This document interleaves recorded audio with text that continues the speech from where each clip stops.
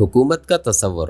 ان لوگوں یعنی خلفائے راشدین کا تصور حکومت کیا تھا؟ فرما روا ہونے کی حیثیت سے یہ اپنے مقام اور اپنے فرائض کے متعلق کیا خیال رکھتے تھے اور اپنی حکومت میں کس پالیسی پر عامل تھے، ان چیزوں کو انہوں نے خود خلافت کے منبر سے تقریریں کرتے ہوئے برسر عام بیان کر دیا تھا۔ حضرت ابوبکر رضی اللہ تعالی عنہ کی پہلی تقریر جو انہوں نے مسجد نبوی میں عام بیعت کے بعد کی، اس میں وہ کہتے ہیں، میں آپ لوگوں پر حکمران بنایا گیا ہوں، حالانکہ میں آپ کا سب سے بہتر آدمی نہیں ہوں۔ اس ذات کی قسم جس کے ہاتھ میں میری جان ہے، میں نے یہ منصب اپنی رغبت اور خواہش سے نہیں لیا ہے، نہ میں یہ چاہتا تھا کہ کسی دوسرے کے بجائے یہ مجھے ملے، نہ میں نے کبھی خدا سے اس کے لیے دعا کی، نہ میرے دل میں کبھی اس کی ہرس پیدا ہوئی۔ میں نے تو اسے بادل ناخواستہ اس لیے قبول کیا ہے کہ مجھے مسلمانوں میں فتنہ اختلاف اور عرب میں فتنہ ارتداد برپا ہو جانے کا اندیشہ تھا۔ میرے لیے اس منصب میں کوئی راحت نہیں ہے، بلکہ یہ ایک بار عظیم ہے جو مجھ پر ڈال دیا گیا ہے، جس کے اٹھانے کی طاقت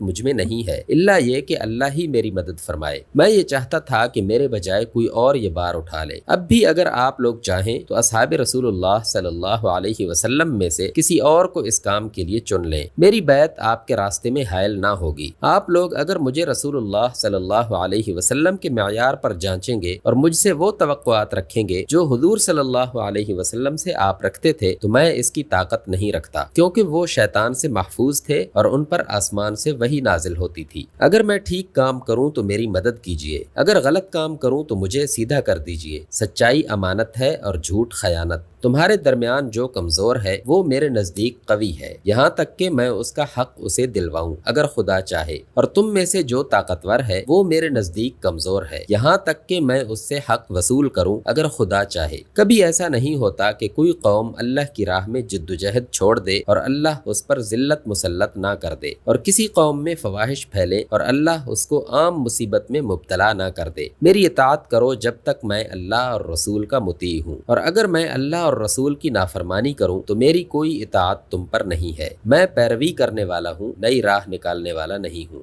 حضرت عمر رضی اللہ تعالی عنہ اپنے ایک خطبے میں کہتے ہیں، لوگوں، کوئی حق والا اپنے حق میں اس مرتبے کو نہیں پہنچا ہے کہ اللہ کی معصیت میں اس کی اطاعت کی جائے۔ لوگوں، میرے اوپر تمہارے جو حقوق ہیں وہ میں تم سے بیان کیے دیتا ہوں، ان پر تم مجھے پکڑ سکتے ہو۔ میرے اوپر تمہارا یہ حق ہے کہ میں تمہارے خراج اللہ کے عطا کردہ فے میں سے کوئی چیز وصول نہ کروں مگر قانون کے مطابق، اور میرے اوپر تمہارا یہ حق ہے کہ جو کچھ مال جس طرح میرے پاس آئے اس میں سے کچھ نہ نکلے مگر حق کے مطابق۔ حضرت ابوبکر رضی اللہ تعالی عنہ جب شام و فلسطین کی مہم پر حضرت عمر بن العاص کو روانہ کر رہے تھے، اس وقت انہوں نے جو ہدایات ان کو دیں ان میں وہ فرماتے ہیں، اے عمر، اپنے کھلے اور چھپے ہر کام میں خدا سے ڈرتے رہو اور اس سے حیا کرو، کیونکہ وہ تمہیں اور تمہارے ہر عمل کو دیکھ رہا ہے۔ آخرت کے لیے کام کرو اور اپنے ہر عمل میں خدا کی رضا کو پیش نظر رکھو۔ اپنے ساتھیوں کے ساتھ اس طرح پیش آؤ جیسے وہ تمہاری اولاد ہیں۔ لوگوں کے راز نہ ٹٹولو اور ان کے ظاہر پر ہی ان سے معاملہ کرو۔ اپنے آپ کو درست رکھو، تمہاری رعیت بھی درست رہے گی۔ حضرت عمر رضی اللہ تعالی عنہ جن لوگوں کو عامل بنا کر کہیں بھیجتے تھے ان کو خطاب کر کے کہتے، میں تم لوگوں کو امت محمد صلی اللہ علیہ وسلم پر اس لیے عامل مقرر نہیں کر رہا ہوں کہ تم ان کے مالوں اور ان کی کھالوں کے مالک بن جاؤ، بلکہ میں اس لیے تمہیں مقرر کرتا ہوں کہ تم نماز قائم کرو، لوگوں کے درمیان حق کے ساتھ فیصلہ کرو اور عدل کے ساتھ ان کے حقوق تقسیم کرو۔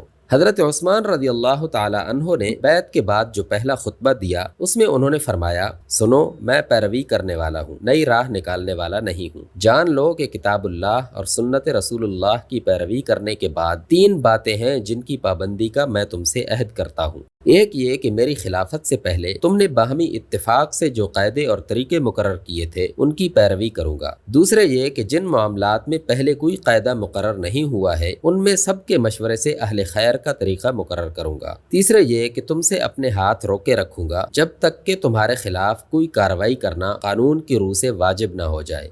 حضرت علی رضی اللہ تعالی عنہ نے حضرت قیس بن سعد کو مصر کا گورنر مقرر کر کے جو فرمان اہل مصر کے نام بھیجا تھا اس میں وہ فرماتے ہیں، خبردار رہو، تمہارا ہم پر یہ حق ہے کہ ہم اللہ کی کتاب اور اس کے رسول کی سنت کے مطابق عمل کریں اور تمہارے معاملات کو اللہ کے مقرر کردہ حق کے مطابق چلائیں اور نبی صلی اللہ علیہ وسلم کی سنت کو نافذ کریں اور تمہارے درپردہ بھی تمہارے ساتھ خیرخواہی کریں۔ اس فرمان کو مجمع عام میں سنانے کے بعد حضرت قیس بن سعد نے اعلان کیا کہ اگر ہم اس طریقے پر تمہارے ساتھ برتاؤ نہ کریں تو ہماری کوئی بیعت تم پر نہیں ہے۔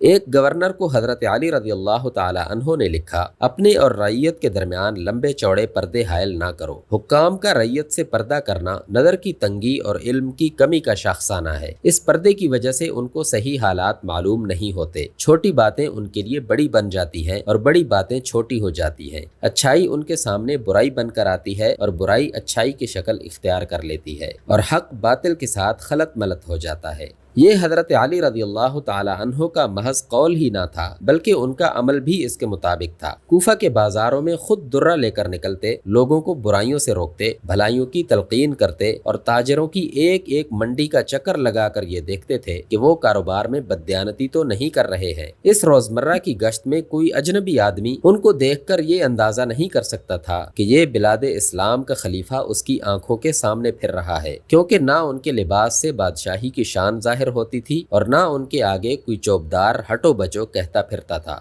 ایک مرتبہ حضرت عمر رضی اللہ تعالی عنہ نے برسر عام اعلان کیا کہ میں نے اپنے عاملوں کو اس لیے نہیں بھیجا کہ وہ تم لوگوں کو پیٹیں اور تمہارے مال چھینیں، بلکہ اس لیے بھیجا ہے کہ تمہیں تمہارا دین اور تمہارے نبی کا طریقہ سکھائیں۔ جس شخص کے ساتھ اس کے خلاف عمل کیا گیا ہو وہ میرے پاس شکایت لائے، خدا کی قسم میں اس سے بدلہ لوں گا۔ اس پر حضرت عمر بن عاص مصر کے گورنر نے اٹھ کر کہا، اگر کوئی شخص مسلمانوں کا والی ہو اور تادیب کی غرض سے کسی کو مارے تو کیا آپ اس سے بدلہ لیں گے؟ حضرت عمر رضی اللہ تعالی عنہ نے جواب دیا، ہاں خدا کی قسم میں اس سے بدلہ لوں گا، میں نے رسول اللہ صلی اللہ علیہ وسلم کو اپنی ذات سے بدلہ دیتے دیکھا ہے۔